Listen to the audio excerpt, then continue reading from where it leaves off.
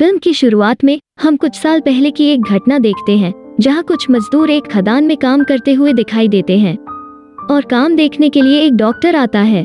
Doctor के खदान में आने के बाद उन्हें पता चला कि काम करते समय वहां के मजदूरों को कुछ रेडिएशन महसूस हुआ था। हर कोई सोचता है कि खदान में यूरेनियम है, इसलिए यह विकिरण निकल रहा है। यूरेनियम होने की संभावना देखकर वहां के सभी लोग बहुत खुश हुए और वहां बड़ी बड़ी मशीनों से काम करने लगे।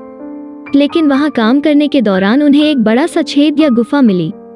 डॉक्टर और उनकी पूरी टीम जब गुफा में गई तो उन्हें वहां एक विशाल जानवर का कंकाल मिला। जब वहां मौजूद सभी लोग आगे की जांच करते हैं तो उन्हें पता चलता है कि यह किसी मरे हुए जानवर का कंकाल नहीं है, बल्कि यह बड़ा जानवर वहां सो रहा था। लेकिन गुफा के अंदर की धूप के कारण वो राक्षस वहां से निकलकर समुद्र में चला गया था। अगले दृश्य में हम एक जापानी वैज्ञानिक के परिवार को देख सकते हैं। जिस वैज्ञानिक का नाम जो था वो किसी से फोन पर बात कर रहा था। वो फोन पर कह रहा था कि भूकंप वहीं से शुरू हुआ जहां से अजीबोगरीब दैत्य निकला और जापान में खत्म हो गया। उस आदमी का जापान में परमाणु संयंत्र था और वो आदमी अपने प्लांट को लेकर चिंतित था, क्योंकि अगर इतना बड़ा भूकंप आता रहा तो एक दिन उसका प्लांट या उसकी प्रयोगशाला गिर सकती है। फिर हम देखते हैं जो अपनी पत्नी के साथ इस भूकंप पर चर्चा करते हैं।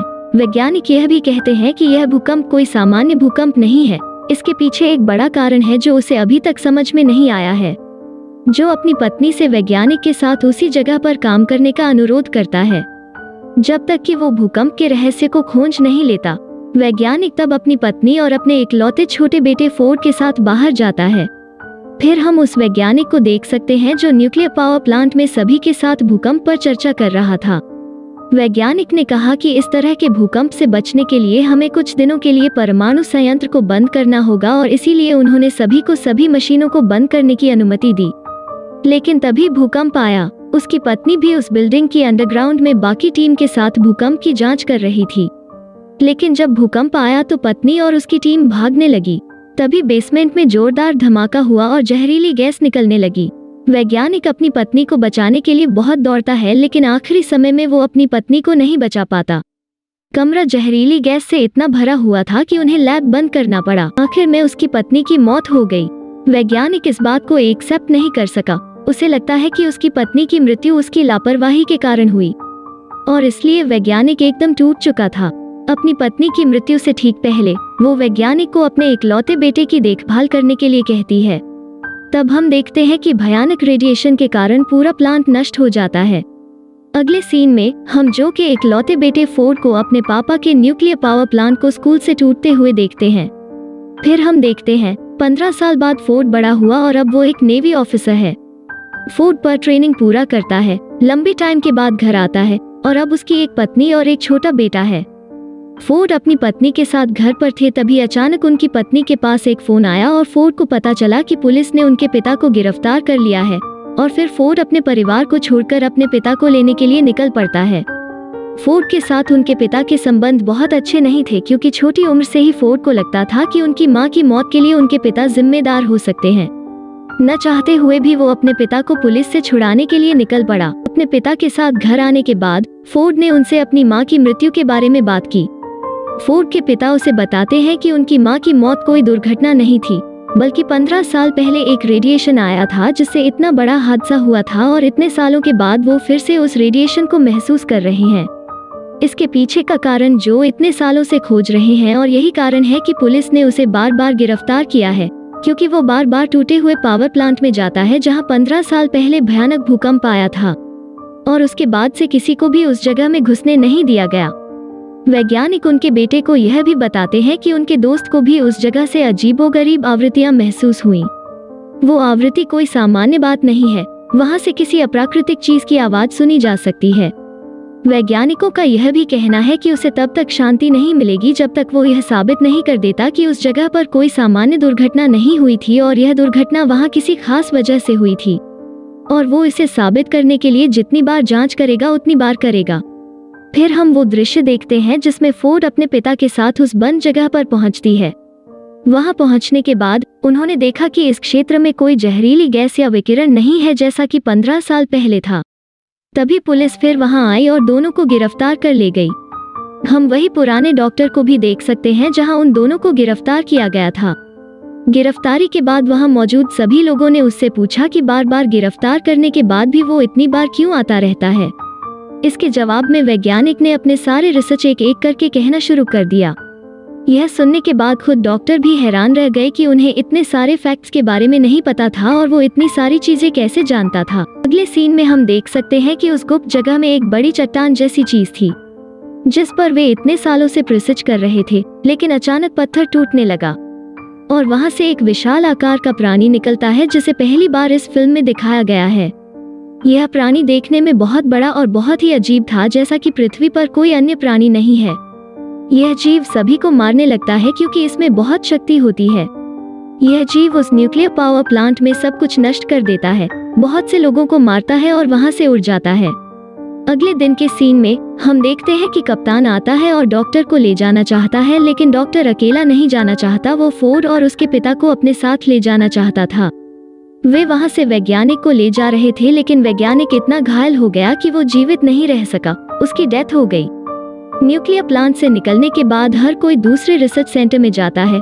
वहां जाकर सेंटर का हेड उन्हें बताता है कि ये कोई साधारण जानवर नहीं है। यह जानवर कई सालों तक जमीन में दबा रहा क्योंकि यह जमीन से रेडिएशन ले रहा था, क्योंकि यही उसकी एनर्जी का एकमात्र सोर्स है। लेकिन जब जमीन का रेडिएशन कम होते गया तो यह समुद्र की गहराई में जाने लगता है ताकि यह समुद्र के नीचे से अपने लिए रेडिएशन ले सके।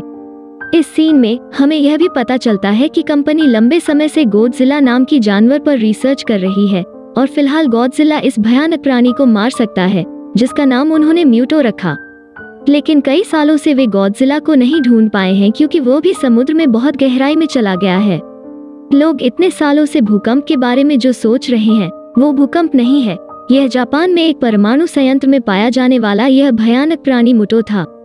वैज्ञानिक बोलते हैं कि यह जानवर अपना स्थान तभी बदलता है जब उसे किसी स्थान से पर्याप्त विकिरण प्राप्त नहीं होता है, और लोग सोचते हैं कि यह एक बड़ा भूकंप है। तभी वैज्ञानिक सेरजावा के पास एक कॉल आता है जहां उन्हें पता चलता है कि उन्हें समुद्र से अजीब रेडिएशन मिल रहा है। इस घटना के ठीक बाद उन्हें जंगल के अंदर से एक और तरह का विकिरण या रेडिएशन महसूस हुआ। विकिरण क्या था, यह पता लगाने के लिए कुछ सैन्य अधिकारियों को जंगल में भेजा गया था। जंगल जाने पर अधिकारियों को पता चला कि यह मुटो था जिसने जापान के न्यूक्लियर पावर प्लांट से उड़ गई थी। आर्मी ऑफिसर्स ने प्राणी पर हमला किया, लेकिन फिर हम देखते हैं कि गॉडजिला समुद्र से बाहर आता है और शहर के बीच से चलने लगता है। गॉडजिला इतना क्रोधित था कि वो शहर में सब कुछ बर्बाद कर रहा था। सेना के अधिकारी इन मॉन्स्टर्स को नहीं मार सके। अगले दिन हम देखते हैं कि इस म्यूटो जैसा एक और मॉन्स्टर दूसरे शहर पर हमला कर चुका है।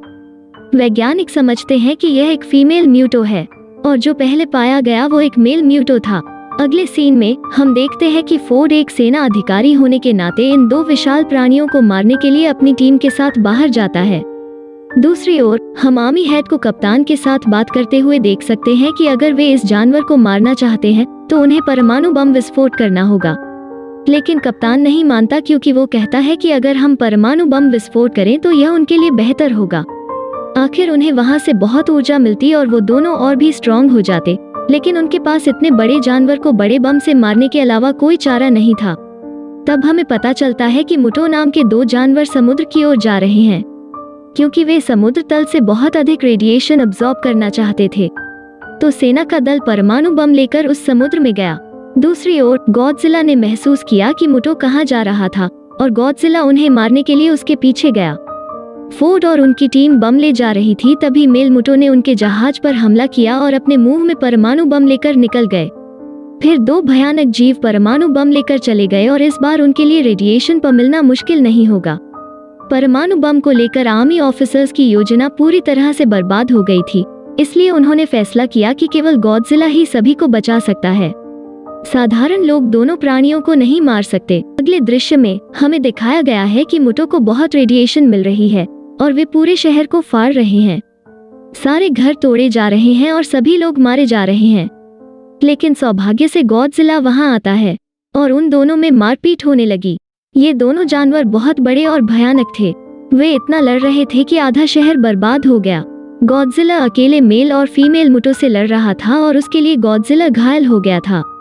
गॉडजिला अकेले दो प्राणियों को नहीं मार सकता था। दूसरी ओर हम देख सकते हैं कि फोर्ड और उनकी टीम को इन दो प्राणियों के अंडे मिले। जिसे गुफा जैसे कमरे में रखा गया था। फोर्ड ने चालाकी से वहां के सभी अंडों को बम से नष्ट कर दिया। इस बम विस्फोट की आवाज उन दो भयानक जीवों के कानों तक जाती है और वे गॉडजिला को छोड़कर अपने घर तक भाग जाते हैं। जैसे ही बम फटता है, गॉडजिला के शरीर को बहुत अधिक रेडिएशन मिलता है और उस रेडिएशन का उपयोग करके गॉडजिला उन दो मॉन्स्टर पर आक्रमण करता है। अब गॉडजिला इतना स्ट्रांग हो गया था कि उसके लिए उन दोनों को मारना असंभव नहीं था। सबसे पहले मेल मुटो को मारने के लिए गॉडजिला कामयाब हुआ। यह देखकर फीमेल मुटो को बहुत गुस्सा आता है, लेकिन अंत में गॉडजिला फीमेल मुटो का चेहरा फाड़ देता है और सारा रेडिएशन उसके अंदर डाल देता है और अंत में दो जानवरों की मौत हो जाती है। इसके बाद हम देख सकते हैं कि फोर्ड बम और मुटो हमले में घायल हो गया था, लेकिन सेना की टीम उसे वहां से ले गई। अगले दिन का सीन हमें फिर से गॉडजिला को दिखाता है जो जमीन पर पड़ा था। सभी ने सोचा कि वो मर गया, लेकिन वो बच गया। फिल्म के अंत में हम गॉडजिला को उठते हुए देखते हैं। शहर से चलके वो दोनों फिर से समुद्र के तल पर जाते हैं। वो किसी भी व्यक्ति को कोई नुकसान नहीं पहुंचाता है, वो सिर्फ उन दो प्राणियों को मारने आया था। फिल्म के अंत में हम देख सकते हैं कि सब कुछ ठीक हो गया है। फोर्ड अपनी पत्नी और बच्चे को ढूंढ पाता है और यही फिल्म खत्म हो जाती है। तो आपको आज की कहानी कैसी लगी? अच्छा लगे तो वीडियो को लाइक जरूर करें और ऐसे ही हॉलीवुड फिल्मों की एक्सप्लेनेशन सुनने के लिए मेरे